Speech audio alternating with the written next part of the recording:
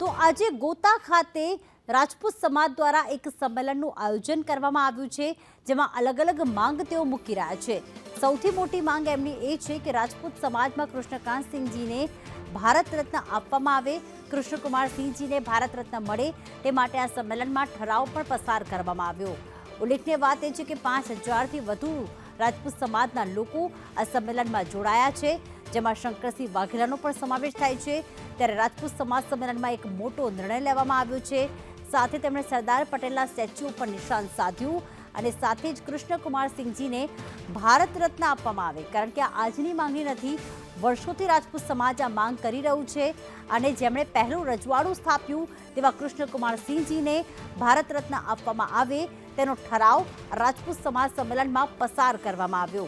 આ ઠરાવ કરવામાં આવતા એક મોટો નિર્ણય પણ લેવામાં આવ્યો છે કે રાજપૂત સમાજ છે એકજૂટ છે। સ્થાનિક સ્વરાજ્યની ચૂંટણી પહેલા આ સમાજને સામાજિક નહીં પરંતુ રાજકીય પણ એટલું જ માંગવામાં આવે છે। સાથે રાજપૂત સમાજ સંમેલનમાં કૃષ્ણકુમારસિંહજીને ભારત રત્ન આપવામાં આવે તે માટેનો આ ઠરાવ કરવામાં આવ્યો છે। રાજપૂત સમાજે એવું કહ્યું છે કે સરદાર પટેલનું સ્ટેચ્યુ તો બનાવવામાં આવ્યું છે અને સાથે તેમણે નિશાન પણ સાધ્યું છે। કૃષ્ણકુમારસિંહજીને અત્યાર સુધી શા માટે ભારત રત્ન આપવામાં નથી આવ્યું, ત્યારે આ પ્રસંગે શંકરસિંહ વાઘેલા પણ અહીંયા જોડાયા છે। અલગ અલગ જે રાજાઓ છે તે પણ આ સંમેલનમાં અત્યારે ઉપસ્થિત રહ્યા છે। ગોતામાં આ મહાસંમેલનનું આયોજન આજરોજ કરવામાં આવ્યું છે। મોટી સંખ્યામાં રાજપૂત સમાજના લોકો ત્યાં જોડાયા છે અને સાથે કહી રહ્યા છે કે આ માત્ર સામાજિક સંમેલન તો છે, પણ આગામી સમયમાં રાજકીય આના ઘણા બધા ફેરફાર જોવા મળી શકે છે। કૃષ્ણકુમારસિંહજીને ભારત રત્ન એવોર્ડ મળે તે સૌથી પહેલી માંગ છે રાજપૂત સમાજની।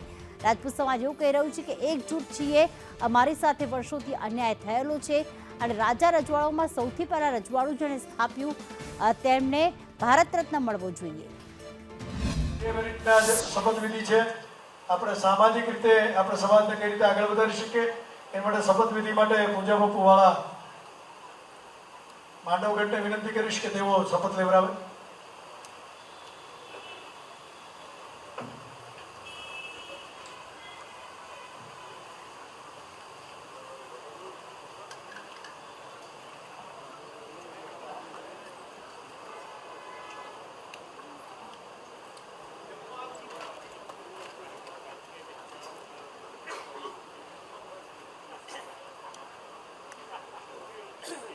જય માતાજી।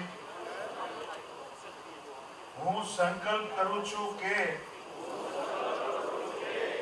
હું ક્ષત્રિય સમાજના સંગઠનમાં હંમેશા સાથે રહીશ। હું વ્યસન મુક્તિ અને કુરિવાજો દૂર કરવાના પ્રયત્ન કરીશ।